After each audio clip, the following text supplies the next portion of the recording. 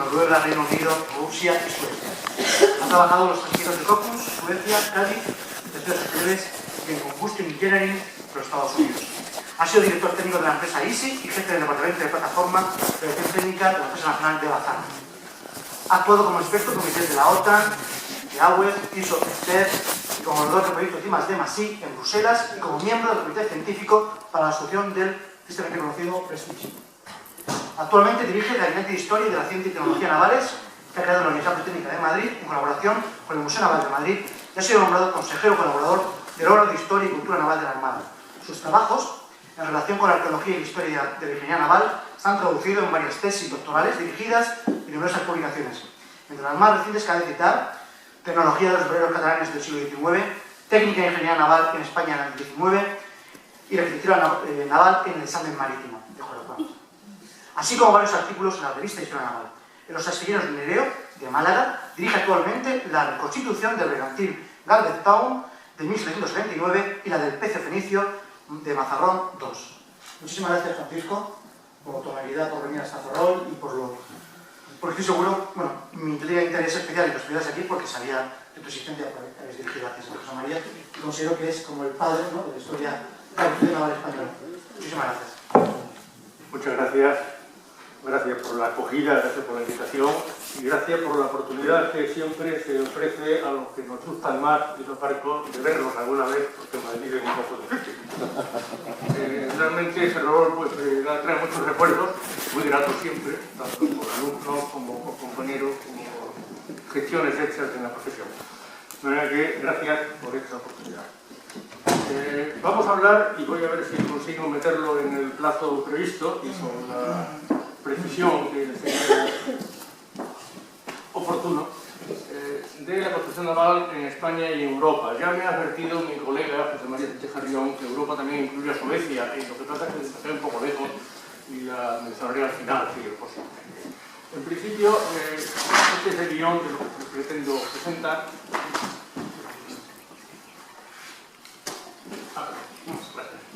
Quiero empezar por marcar un poco cómo estaba la construcción naval en España y en Europa en el principio del siglo, pues estamos hablando del 18, en 1700. Y luego pues hay una frase que me gusta usar en otros sitios, que es que todo ocurre entre Rande y Trafalgar, ¿vale? Que son dos desastres, pero que entre medias, como ha mencionado hoy muy bien el profesor Marchena, pues tenemos un apogeo insólito en esta actividad. Y habrá que cerrar, pues hablando del final del siglo, de otra manera.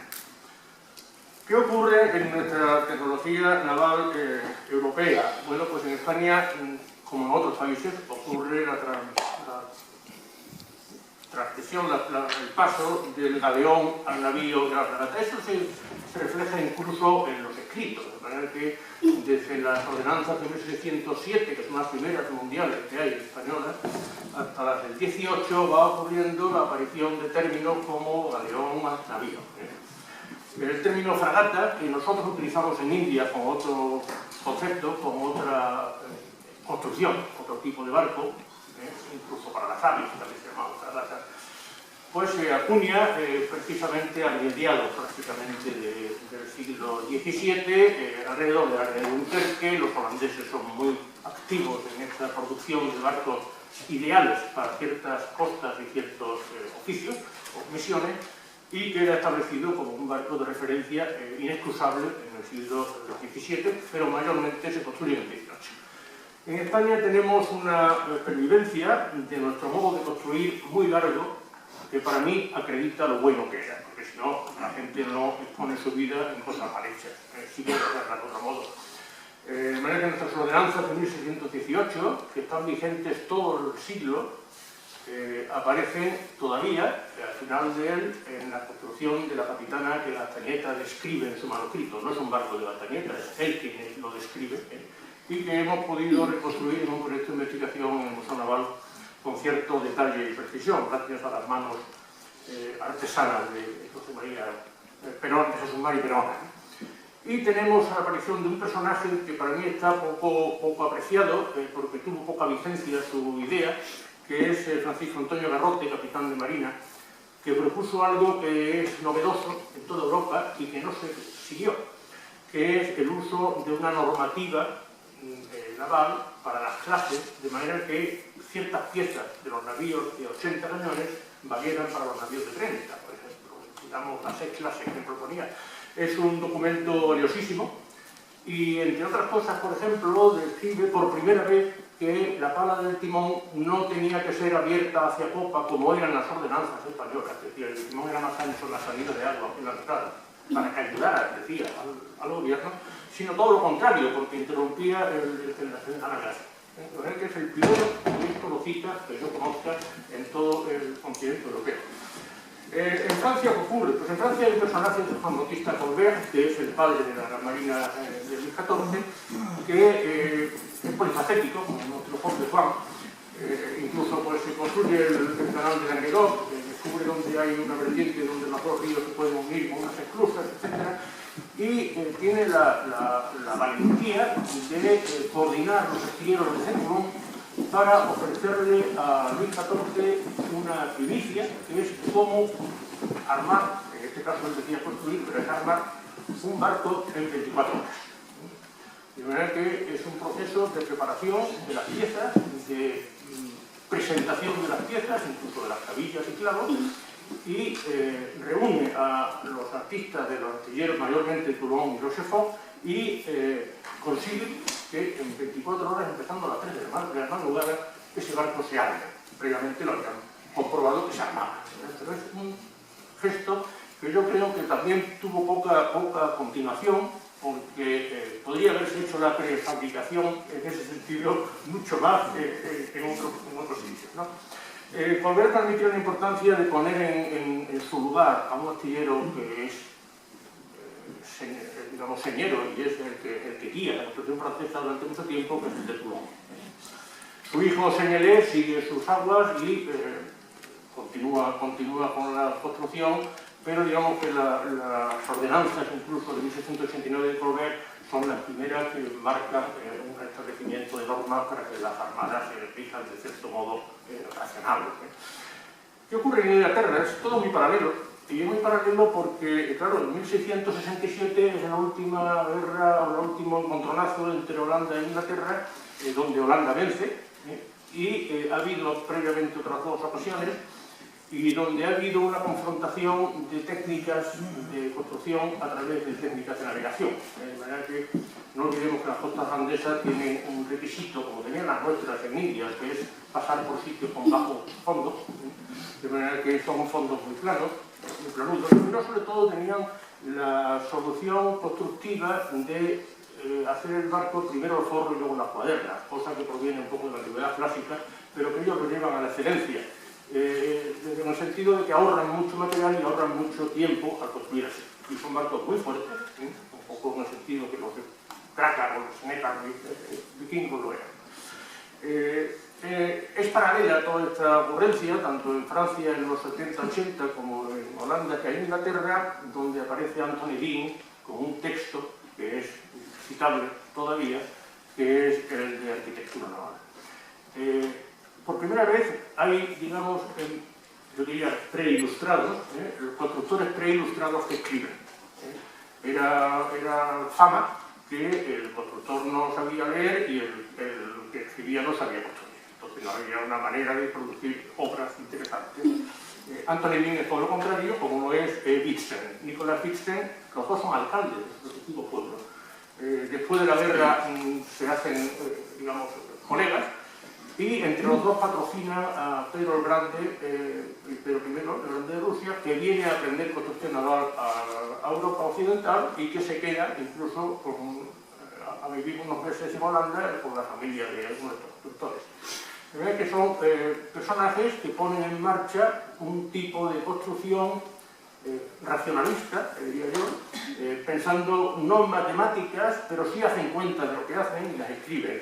Los 2 libros que hay, el de Wittgenstein y el de Van Eyck realmente es un refrito, y como están compuestos por varios documentos, pues no es un relato fácil de leer, pero los datos son muy interesantes, donde dan precios, medidas de todo tipo de buques, no solamente holandeses, sino franceses y también ingleses. Bueno, en este panorama estamos en 1700, y aquí tenemos lo que ocurría en España con la última capitana del océano, que es Nuestra Señora de la Concepción y las Ánimas, que es la que Gazaniga describe en su manuscrito de 1788. Es un barco interesante de ver, lo tenemos publicada esta investigación, y es totalmente barroco y está reflejando lo que había en el 17. De manera que estas son las delicias que se encontró, como decía esta mañana don Juan, se encontró Felipe V de Guadalajara.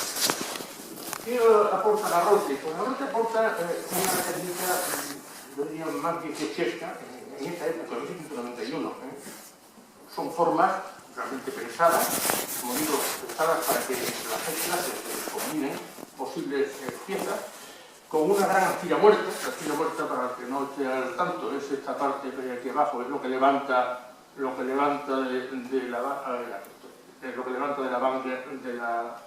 de la línea de base o de la cara alta de la quilla, la cabeza de la varenga. La varenga es esta pieza que va por archivo. Y son barcos que podríamos decir que en 1790 todavía no así. Realmente está aportando unas soluciones válidas. Da todo el lujo de detalles, describe y da la medida de cada uno de los 270 ítems o elementos que constituyen un barco, anclas, cadenotes, etc. Y da pues tanto vistas longitudinales como transversales de todos. Que es un documento que no se publicó, pero manuscrito, hecho en Sevilla. Esto es una imagen de las muchas interesantes que traen de Colbert, donde describe a personajes de la época, pues, labrando maderos en el astillero y con la sierra de los manos. Este tipo de presentación va a ser común y luego va a ser incluso trasladado a modelos.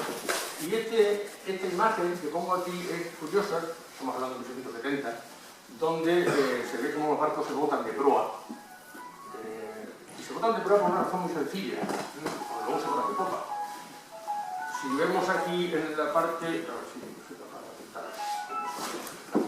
hay unos cabos, unos personajes que tiran de ellos amarrados al codaste. Bueno, el codaste era la pieza más dura y vertical que podían encontrar, de manera que jalando, tirando de estos cabos, echaban el barco al agua, ayudaban al barco a echar el agua.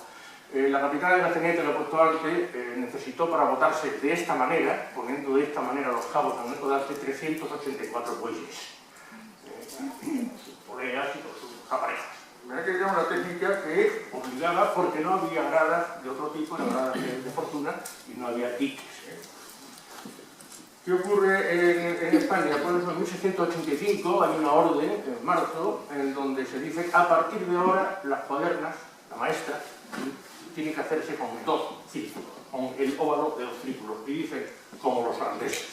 Que son barcos planudos, con fondo plano, pero cuya construcción se apoya en el círculo.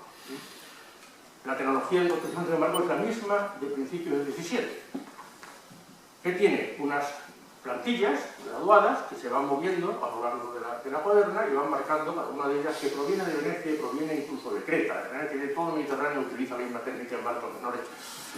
Y en esta figura, que la Teniente presenta en su manuscrito, descubrimos, menos a nosotros nos ocurrió esto, por primera vez la explicación de qué era la jova.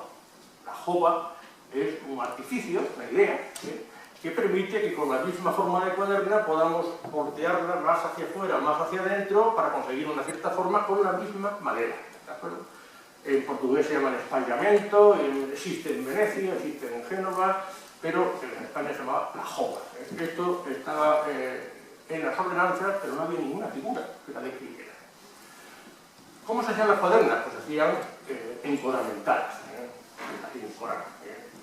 aproximadas una a otra, pegadas una a otra, pero con una exigencia que daba lugar al desperdicio de madera, que era estos dientes, que no es que fueran los dientes cuadrados, que eran dientes en cola de Milano doble. Lo puede señalar porque nos perdemos. Que lo pueda señalar cada vez que habla. Nuestra ignorancia. Estos dientes aquí. Estos dientes aquí. Entonces, el modo de armar los barcos era poniendo primero la varenga, que es esta pieza primera, y luego encajando desde arriba el menor, que es esta otra pieza, esta de aquí, y encajando ese diente que entraba con lo de Milano. ¿De acuerdo? Entonces, una vez puestas esas 2 piezas, se clavaban entre sí, se ornamentaban con clavos y clavos cuadrados, que no dieran vueltas, y se ponía la siguiente adosada a ella. Que iba progresando desde el centro hacia los extremos retacando una con otra y rellenando todo el casco. Era sólido, así se hicieron las naos marineras del siglo XVI en el País Vasco, era una construcción metálica. Los estudiosos anglosajones hoy día dicen que era construcción ibérica. Los portugueses no utilizaban esto tan, digamos, tan sólido. Bueno, bien.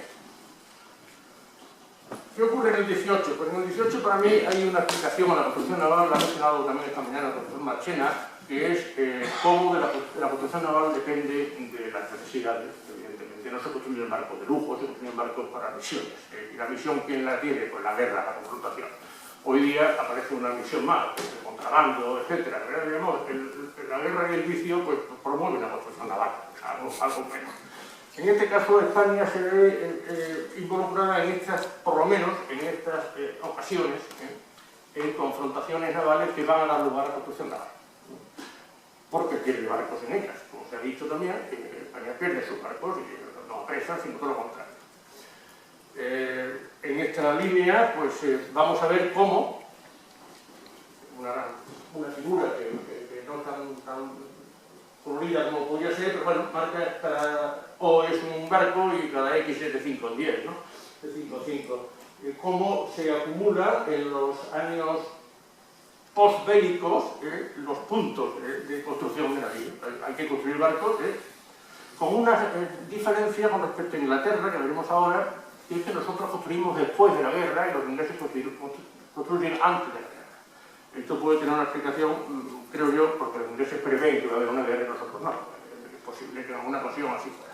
Los navíos franceses son mucho más continuos en todo el siglo, de manera que no hay picos especiales, salvo alguna diferencia al principio, y más o menos guardan una cierta continuidad, que todos los astilleros trabajan siempre.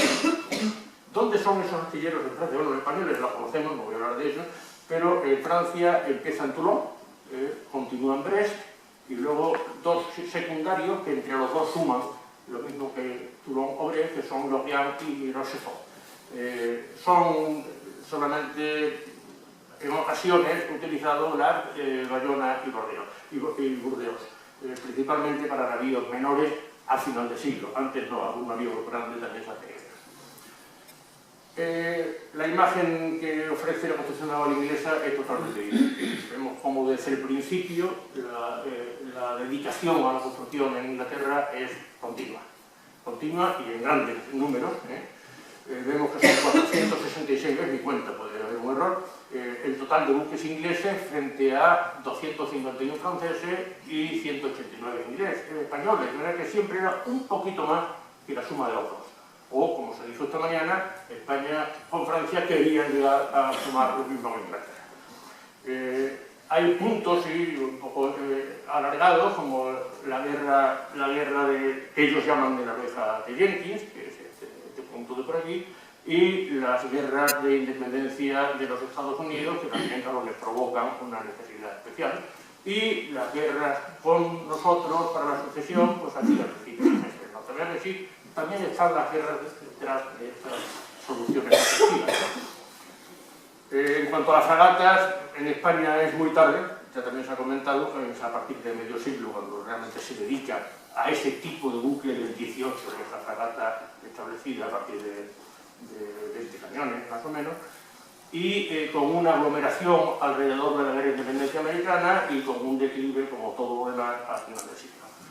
Francia también tiene una dedicación especial, sobre todo en las guerras estas finales del siglo, porque claro, Francia no tiene las guerras nuestras, que son muy puntuales. Nosotros entramos en la guerra del asiento, o la guerra de Jenkins, entramos en la guerra de Estados Unidos, pero los franceses continúan, y continúan en otros mares, y están en la India, y están en otras ocasiones. Entonces, veremos que hay muchas más pérdidas de barcos franceses, de 5 veces o 6 veces más pérdidas de barcos franceses en manos de los ingleses que españoles.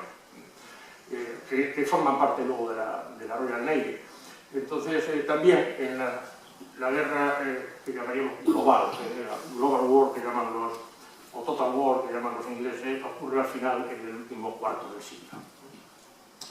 En fragata, sin embargo, sí hay puntualmente dedicación, y hay dedicación en la época también de la guerra norteamericana de la independencia,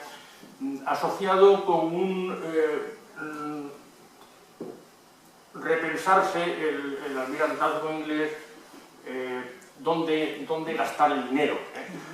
Claro, es mucho más barato hacer una fragata que un navío y pueden hacerlo en astilleros que no sean los arsenales precisamente, pueden estar en astilleros particulares, y realmente la construcción de fragatas pretende rellenar un hueco que dejarían los navíos de no construir.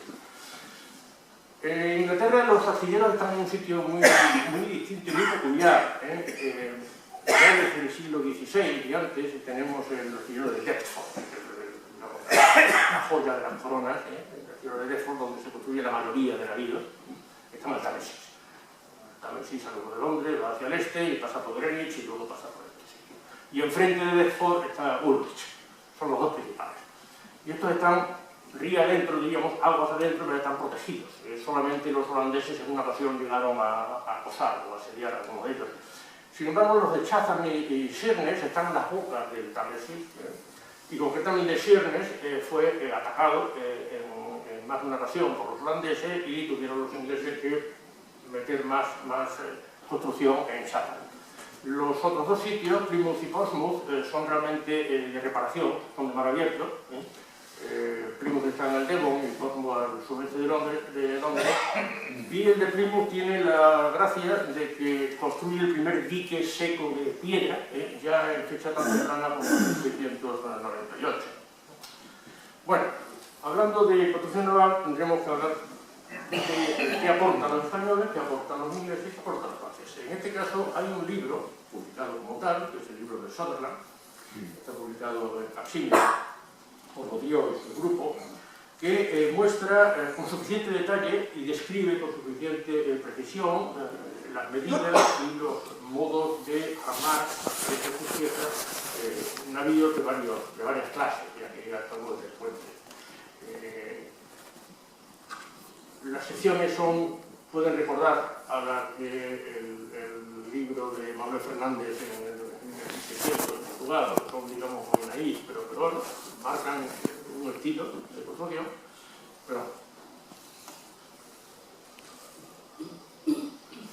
Y a mí me interesaba destacar esto. Esta es la proa de los navíos que describe Sutherland en 1711. Si vemos esta proa, la podemos ver todavía en los barcos ingleses de Jorge Juan, la proa inglesa.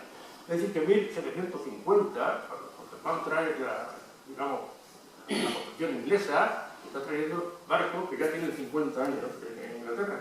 Los ingleses mantienen su construcción sin grandes cambios. Esta es una sección longitudinal de un navío típico de los de Sutherland, y esto es muy interesante. Este es el modo de describir las cuadernas a través de arcos de círculos de los ingleses ya en esa época. Este grabado, muy parecido, lo trae Jorge Juan en el Jaén Marítimo y describe cómo esto es la mejor manera de dividir un barco, etcétera, etcétera. Bueno, tendríamos que irnos a Anthony Green, que antes lo mencioné, en 1770, donde cuando habla de cómo descubrir los arcos de las cuadernas de las líneas de aguas, dice, y estaba Samuel Pepys con él, que era el que mandaba en el Gran Navy, dice, bueno, desde que hay senistas, los barcos son peores. ¿Qué significaba? Que estamos dejando el círculo como generador, a través del seno, de los ángulos, generador de líneas cónicas, ¿no? En este caso, esta construcción inglesa se mantiene a lo largo de todos los siglos mientras hay construcción en madera, y es la que nosotros copiamos como Jorge Juan. Bien, nosotros no estábamos inermes y teníamos una mala construcción, todo lo contrario, y realmente las proporciones de la Genieta de 1720 marcan un punto de referencia que para mí es tan válido hoy como era entonces, es decir, lo que dice es muy bueno. No llega a los navíos de 100, y tenía por qué, en principio, España no estaba para eso, pero tiene sus 7 clases, actualmente, en decenas exactas, y donde digo buque es el arqueo. El arqueo era la medida de la capacidad de carga del barco, no era el volumen de desplazamiento, y se medía con una cierta fórmula. Y en esto quiero insistir porque preguntaba esta mañana María de diferencias que hay explicaciones, están aquí las explicaciones. Lo he convertido todo a metros, esto es una salida de tratado en todo de Rivera, el todo de Rivera son 574,68 milímetros, esta sería la medida, y lo que sí destaco es que abajo que aparecen las baterías, pues son baterías hermosas, es decir, ya usaban 24 libras en este momento. No llegaban a las 42 de los ingleses, pero ya estaban en unos pesos de balas bastante interesantes y estaban armados, tanto Alcázar como Castillo, también con balas de suficiente peso, sobre todo los dos navíos mayores. El navío 70, al que luego vamos a referirnos más, lo destaco aquí, son 12 metros y medio de manga. La manga en España, como en Francia, se mide manga fuera del miembro, es decir, fuera de la cuaderna, pero dentro del forro. La manga máxima, que es en longitud y en anchura del barco, pero por la cuaderna solo, no el forro. Los ingleses utilizan la manga incluyendo el forro. En el cálculo del arqueo, los ingleses utilizan la manga fuera del forro, que es la manga extrema, que llaman ellos. Los españoles no. De manera que cuando hablemos de comparación de medidas, tendremos que tener en cuenta que las medidas están de acuerdo con cada uno. Los franceses utilizan las medidas de las loras incluyendo roda y codaste. Los españoles no, se quedan en la de fris. La quilla de los españoles se mide, como decíamos, de codillo a codillo, es decir, cuando deja de ser plana la cara alta de la quilla. Ahí termina la quilla, para todos los cálculos, cuando aparecen en estatistas. Los ingleses utilizan la quilla incluyendo el pie del codaste, que puede ser 2 pies, y el trozo curvo hasta que llega la unión con la roda, que pueden ser 5 pies de diferencia, por ejemplo. Esto va a aparecer luego en todos los debates que hay sobre construcción naval francesa, española, a lo largo del siglo, sobre todo en los años 80, porque aparecerá alguien diciendo, ojo, que estás comparando medidas francesas con medidas españolas, que son muy distintas, porque uno sobre, y yo vengo lo escrito, porque he tomado de gente que lo había estudiado antes, ¿no? Como pues los ingleses nos copian de Princesa. Como nos copian de Princesa, pues el Royal George, que hace Slade a continuación, cuando toma el mando de la Navy, de la Navy, de la Potencia Naval, es hijo de Princesa, y como Thomas Slade luego hace el Victory, pues es el nieto de Princesa. Vale, eso lo hemos escrito alguna vez, nada más lejos de la realidad. El Princesa es un navío 70 que tiene esas medidas que pongo ahí. Bueno, es un navío de las cañetas del tramo. Las mangas son muy parecidas. Ojo, ahí donde está el seguimiento que tenemos en Inglaterra del modo de resolver las formas a través de las medidas, tomando del español. ¿Por qué? Porque el Princesa aguanta durante 7 horas a 3 navíos iguales y no se hunde y aguanta, y los ingleses lo llevan y lo utilizan y lo siguen utilizando muchos años. Entonces ven la bondad de la construcción española no en cuanto a fortaleza de madera, porque ellos siguen con su sistema. Ellos no cambian el sistema de construcción inglés por el español cuando ven el Princesa. Ellos lo que cambian son las proporciones. Dice, ahí los navíos tienen que ser más largos que los nuestros, tienen que ser más anchos que los nuestros para igual el número de cargas. Pero el barco de la Silla Muerta es un barco muy apuntado, tiene enseguida una zona casi muy plana, tiene un fuerte, el fuerte es la parte más ancha, tiene un fuerte que no es plano, sino que es curvo. La verdad es que este tipo de barco con muchas zonas como cortadas, como cuchilla, es un barco todonés, por lo menos en Toulon, barco francés. La influencia en la construcción naval española del principio del siglo de los constructores que tienen vecinos a los franceses y, ojo, Francia que ha mandado sus constructores a final del siglo anterior a Holanda. De manera que hay una transferencia clara de tecnología, pero en Toulon concretamente es este sistema de resolver la forma de la maestra, de la potencia, como yo llamaría un barco en peonza, ¿no? Un tipo de peonza. Para la muestra, este es el barco gemelo, que es un barco, el Fleuron, que es un barco del 29, prácticamente del mismo año que el Princesa, barco de Toulon, barco de Olivier. Olivier, personaje interesantísimo, que yo le tengo que dedicar unos minutos. Blaise Olivier es constructor, es un constructor hijo de constructor de Toulon, padre de otra familia de constructores, que es ilustrado, en el sentido de calcular y expresar lo que conoce, al que comisiona el rey para... a para que vaya a ver qué se hace en Inglaterra en construcción. Lo mismo que Jorge Juan, pero el año 36. El año 37. Entonces, la diferencia que hay entre Olivier y Jorge Juan, para mí, en ventaja de Olivier en cuanto a lo que no transmite, es que Olivier lo escribe. Y lo escribe todo. Y tiene un tratado impresionante que es observaciones de lo que he visto en Inglaterra y en Holanda de construcción naval. Y escribe las conversaciones con los maestros constructores, cómo resuelven cada clavo, cada curva, cada corte, qué diferencias hay entre un astillero y otro inglés, qué diferencia hay entre los ingleses y los franceses, ellos lo hacen así, nosotros lo hacemos así. O sea, es un tratado de construcción naval compartida impresionante. Pero no solamente eso, sino que un año antes, en el año 36, ya había escrito un tratado de construcción naval de 500 páginas, donde elemento a elemento describe el por qué se usa ese elemento, cómo se hace, cómo se une con el andado, cómo se construye, cómo se arma a bordo. Que es un tratado de construcción naval completo, que en España no vamos a tener hasta que lo tenemos manuscrito, ojo, lo hablaremos, pero no lo tenemos impreso, nunca.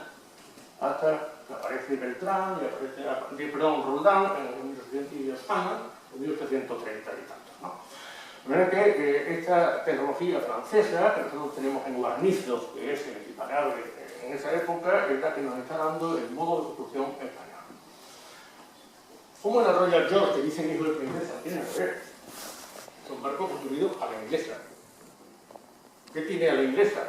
Pues tiene un fondo muy plano, astilla muerta muy pequeña, muy circular, muy abiertos, las vueltas de Mantoque, diríamos hoy, y un fuerte vertical. Esta discusión del fuerte vertical con respecto al fuerte redondo tiene una justificación desde el punto de vista de estabilidad inicial, es decir, los primeros oscilaciones del barco. Pero es que si nos llamamos al Victory, nos quedamos con este margen un poquito, pues más de lo mismo, pero más todavía, es más bulky, más ligero. El Victory del 65. De verdad que yo diría que no tiene nada que ver el Princesa y el Royal George con Royal George y con el Victoria, menos todavía. ¿Qué tiene que ver? El aviso que se dio a los ingleses a decirle, ojo, que estamos construyendo los barcos muy estrechos y muy cortos. Hay que hacerlos más grandes. En ese sentido, es por donde influyó como decisión del modo de actuar. Pero los ingleses no actuaban de la noche a la mañana cambiando las cosas. Somos muy conservadores y vamos a verlo en las establishments.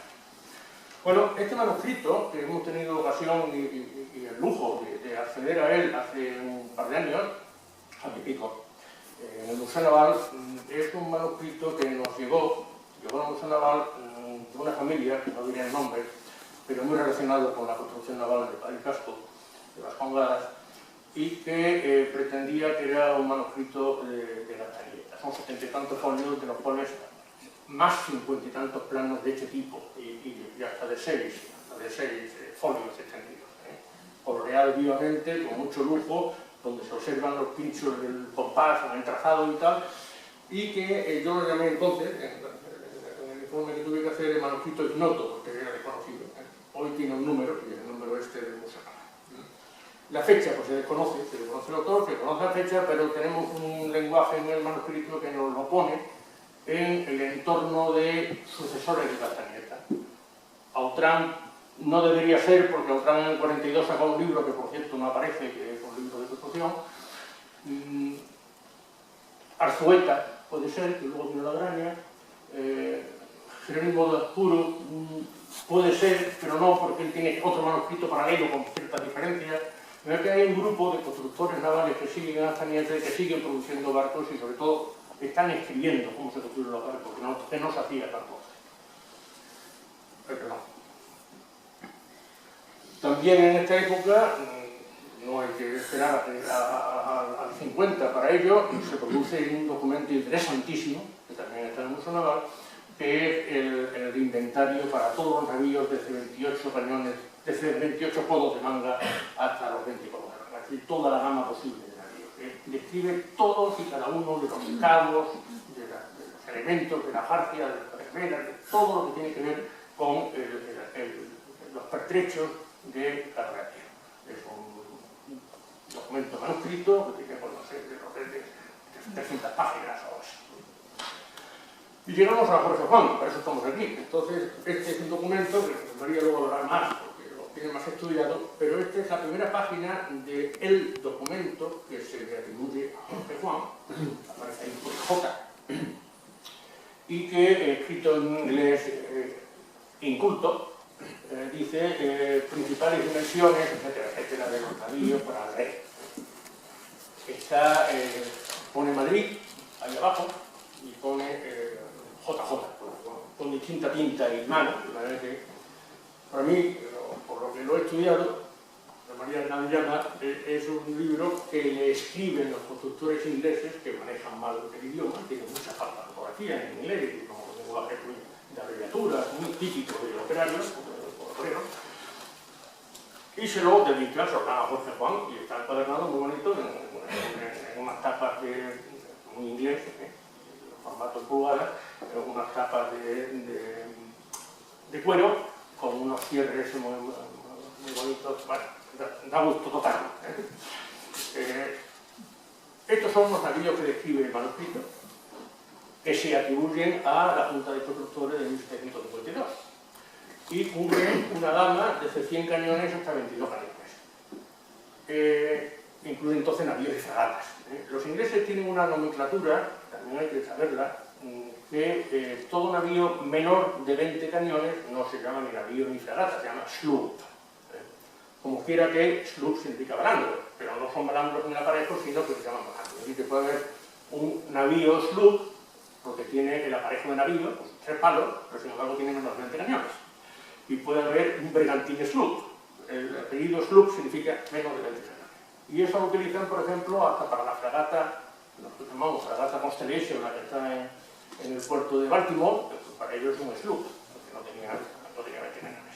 Bueno, aquí tenemos las medidas de manga y vemos cómo entre 68 y 70, ¿qué tenemos? 14,6 a 16, la media 14,8, estamos en los 15,1 del Princesa, de 70 cañones, que estamos hablando del Princesa.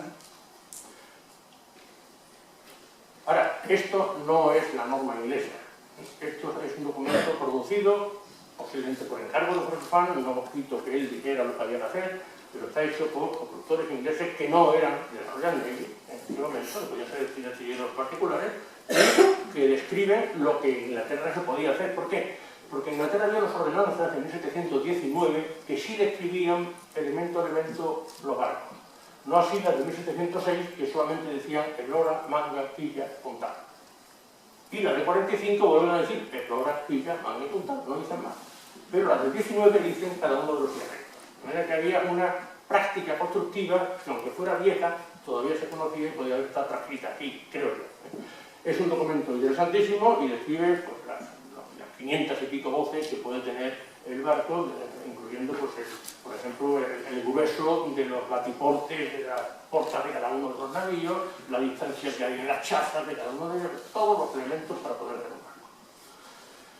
Lo que Jorge Juan pudo conocer y lo que pudo despertar en Ensenada el deseo de mandarlo es que había recién hechos unos establishments, ordenanzas de construcción de 1745. Sin embargo, esas ordenanzas de 1745 fueron muy poco exitosas en Inglaterra. Los barcos construidos con esta ordenanza, que lo único que obligaban era a estas dimensiones, ojo, que las formas las ponía el constructor. En vez de podían ser formas distintas en Woolwich que en Chatham o en Deptford, simplemente tenían que tener esa medida. ¿Por qué? Porque tenían que navegar juntos, ¿no? En este caso, estos barcos ingleses construidos con esta ordenanza fueron malos, lo dicen ellos. Y de ahí corrección a los ordenanzas de 45 continuos, hasta que llega Slade y el ley ya establece la norma, como aquí, con un ingeniero principal que es el que manda cómo se hace.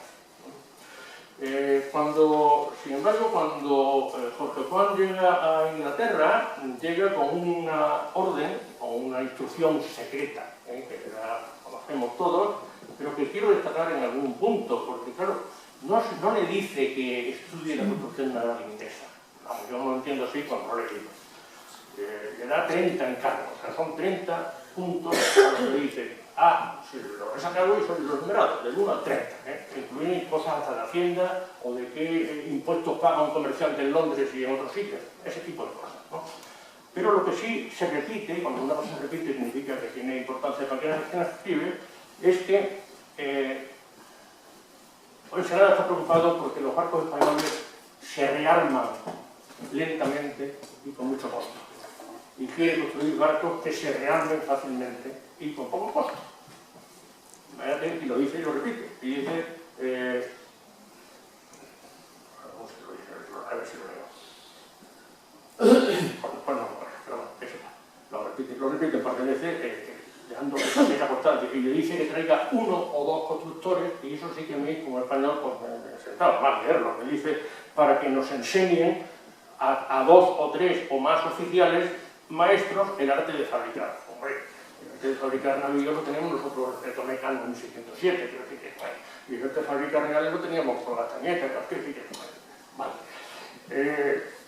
En cualquier caso, estamos en un momento en el que yo no he conseguido leer los códigos secretos de Jorge Juan, porque pueden esconder alguna información interesante en este aspecto, pero yo no sé qué vio Jorge Juan en el río Támesis. Dice, vio 3 navíos, 6 navíos. Yo tengo la lista de navíos que estaban entrando y saliendo de cada uno de los arsenales en ese año y pico que estuvo. Se hicieron cosas interesantes allí y de ninguna de ellas veo información.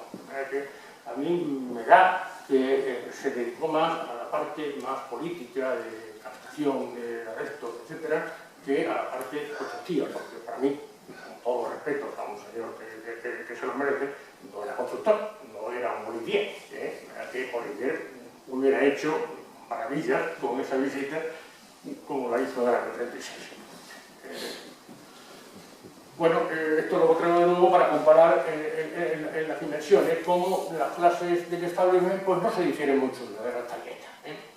Bueno, una vez que la Constitución inglesa, no sé si me explico, una vez que aparece la Constitución inglesa, aparecen los fichazos, los debates, y entonces hay debates tecnológicos interesantes. Y esos debates tecnológicos nos llevan, no voy a entrar en ello, porque se requieren obras especiales. Hay un Jorge Juan contra la Tenieta, y lo dicen en el San Marítimo, los españoles no construían porque eran menos carpinteros, no sé qué, no sé cuánto. Y luego hay un Gautier contra Jorge Juan, claro, cambian las cuestiones. Hay un debate muy rico que merece leerse completo en su transmisión por los autores. O sea, da gusto leer cómo se expresa Ruth defendiendo la construcción inglesa, da gusto leer cómo se expresa Autran criticándola, porque son maestros constructores que explican las cosas desde su punto de vista como especialistas. Que a un ingeniero naval pues eso le gusta, ¿no?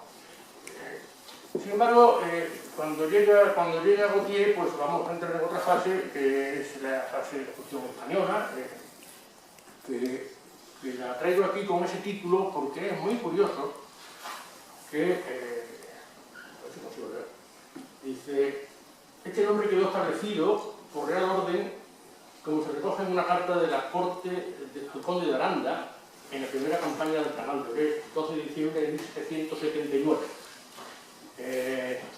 Es un documento que está en Simancas y dice, excelentísimo señor, ha celebrado el rey que su navío Santa Isabel, introducido en el dique de este arsenal de Brest, haya admirado los facultativos de este, como expone vuestra excelencia en carta de tal. Y también que el esmero de vuestra excelencia haya trasladado a su real noticias los discursos que ha oído sobre las diversas construcciones que llevan los navíos de su escuadra y que ha mandado responder al rey que hace muchos días que tiene su majestad dadas sus reales órdenes para que el logro de cuanto es la posible sea mejor a los fines para que se fabrique la guerra. Los que naturalmente o no sabían, bien que se han practicado ya en los departamentos en que hay construcción, o no se acordarían de ellos los que hicieron los discursos sobre la variedad de su construcción, la cual, según real orden, debe ser una y llamarse española. En el año 79, desde la corte, se está diciendo la construcción que estamos haciendo no es francesa ni inglesa, es construcción española. Y es un año en el que está todavía Gautier adaptándose, evidentemente, a las construcciones necesarias. simultáneo con esto y el final de su álbum de Material de Historia lo traigo porque muestra la construcción española, en este caso,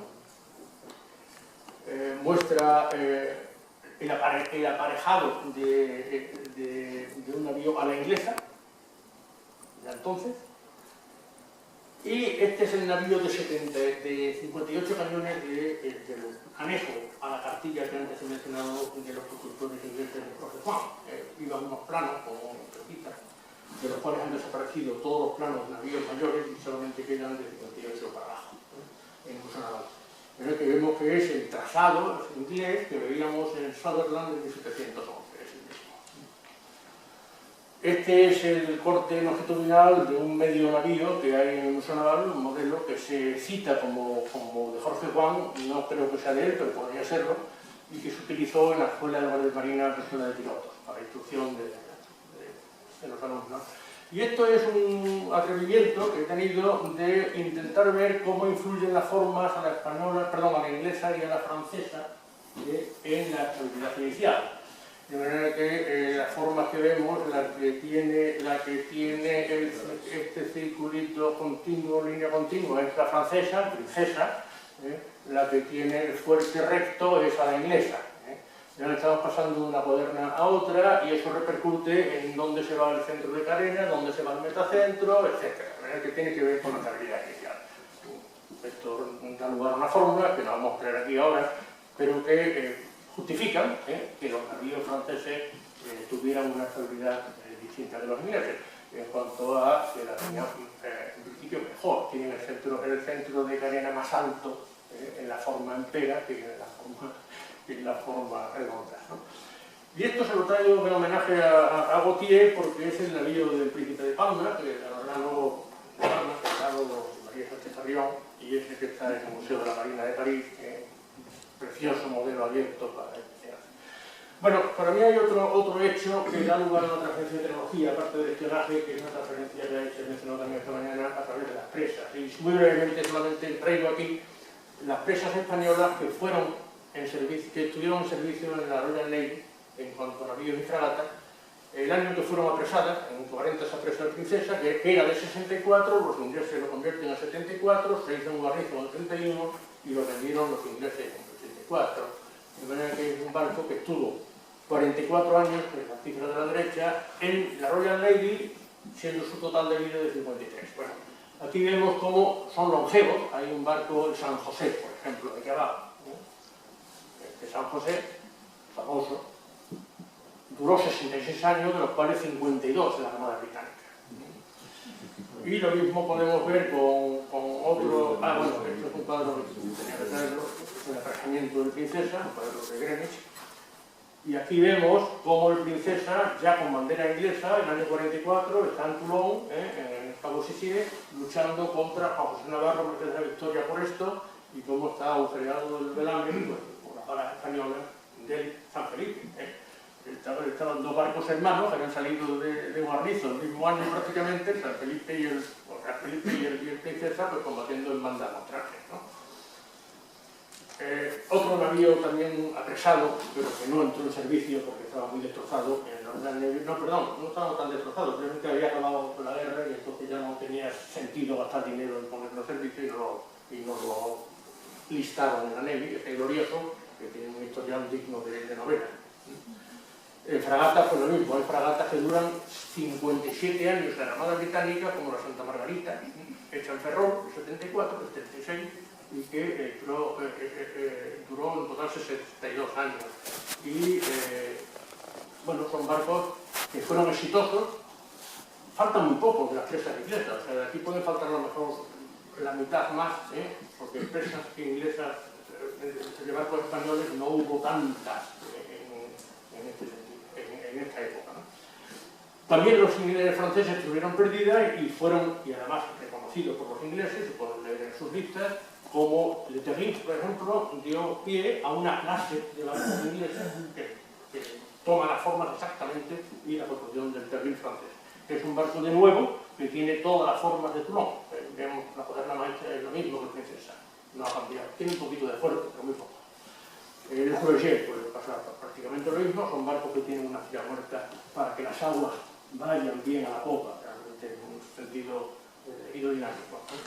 Y este es el Princesa II. El Princesa II, que está construido en La Habana en el 50, a la inglesa, tiene el fuerte muy vertical, tiene el fondo que no es cóncavo, la parte del fondo, y los ingleses, el plan inglés, pues claro, que la respuesta lo ha construido la iglesia y permite sacar los círculos después del proyecto, no aquí el Princesa anterior, que tenía que estar a francesa, tenía que estar con diagonales. Y de ahí sacan barcos como el Jonas, donde los ingleses ya copian la técnica francesa. Aquí vemos una cuaderna, quitando el fuerte, quitando la parte de la manga máxima, y en el fondo es un barco francés. Y esto se va a ver cada vez más, a final de siglo, cómo los ingleses van a irse aproximando a una mezcla con los franceses y los españoles. Bueno, esto lo tenía también que traer porque ¿quién nos va a lavar mejor que nuestro enemigo? ¿No? Y en este caso Nelson, que lo fue con Inquina, que cuando va a Tenerife dice, le manda a sus jefes diciendo que quiere destruir totalmente a los españoles, lo dice la Armada española, los españoles y tal, luego sale la cosa mal, pero estas frases de Nelson pues, son muy significativas. Decía que los españoles, hacen barcos muy buenos, pero no pueden hacer hombres. No teníamos marinería, no teníamos gente para tripularlo. Y esto lo hace cuando estamos aliados con Inglaterra, y está a bordo de su barco, que es el Agamenón, y está siendo invitado a bordo de San José, de Concepción, por los copas de la banda de combate, que es la costa, lógicamente un barco mal dotado en cuanto a vocación. Y, sin embargo, cuando vio el Arsenal de la Carraca, donde había barcos en reparación, de nuevo, porque tuvo acceso a todos los barcos, de nuevo dice que eran barcos muy buenos, pero extrañamente tripulados, chocantemente tripulados, ¿no? Esta es la batalla de San Vicente, donde apresó el San José, y en este caso destacaba esto, ¿no? Que, claro, la 10ª parte de la dotación eran profesionales, o eran marineros, la 10ª parte, ¿no? Y que el ritmo de combate, también lo mencionaba el profesor Machina esta mañana, pues era un quinto del ritmo de disparo de los ingleses. Pero esta frase final es muy interesante. Cuando es ascendido almirante, el Lord San Vicente regala al mando del San José, y él, dice Nelson, que era el mejor barco del mundo y que se manejaba como si fuera un pate, como si fuera un barco, un pate de cotre, un barco con vela tranquila, ¿no? Pero un barco de gala. A final del siglo, estamos cerrando ya, pues la Real Armada no solamente tiene navíos y no solamente tiene fragatas, sino que tiene toda una especie de barcos, de los cuales es curioso ver que tenemos tartanas, galerotas, galeras, lugres, etc. Y cómo a final del siglo aparecen en las listas de la Armada barcos novedosos, diríamos, por ejemplo, la goleta. La goleta es un barco que tiene un desarrollo grande en la costa este americana. El nombre proviene de la Bretaña francesa, pero bueno, se establece como americano principalmente. Y el bergantín como barco de mucho uso en la Armada, no solamente por avisos, sino también de comunicación. Y la corbeta, pues se establece también. Luego, termino con esto, finalmente, hay todavía una ola de preocupación en España de cómo son nuestros barcos, incluso después de la Guerra de Independencia. Hay un señor que se llama Celullando, este no era ingeniero, que ocupó puestos, este es natural de Nuevo México, de Nueva España, ocupó puestos importantes en la Secretaría de Estado, y en el año 27 le encarga a Salazar, el ministro, que le haga un informe, año 27, donde estaban ya los ingleses con el vapor casi, que le haga un informe comparando los barcos españoles con los ingleses, todavía, 75 años después de todo. Y entonces él recurre a un informe que había hecho en 1807, y se lo completa, y es interesante esto que comento aquí, cómo recurre, como base de su estudio, al SNAI marítimo. El SNAI marítimo sigue estando vivo en la Armada Española y en los ingenieros durante todo este tiempo, y es citado continuamente, y es traducido y es explicado, y claro, explica por todo el volumen, y es la referencia de cualquier marino culto, incluidos los del cuerpo general, no solamente ingenieros, como saben interpretar el examen marítimo para justificar sus decisiones, sus opiniones cuando se les piden, ¿no? Que en este caso es un documento de mucho interés, donde hace los cálculos de inercia y de comportamiento, acaba determinando que claro, los barcos españoles están sobredimensionados en la bordura y por consecuencia rompen palos, se rompen velas, el trinquete tira de todos los demás. Es un documento de mucho interés técnico. Y hasta ahí, muchas gracias.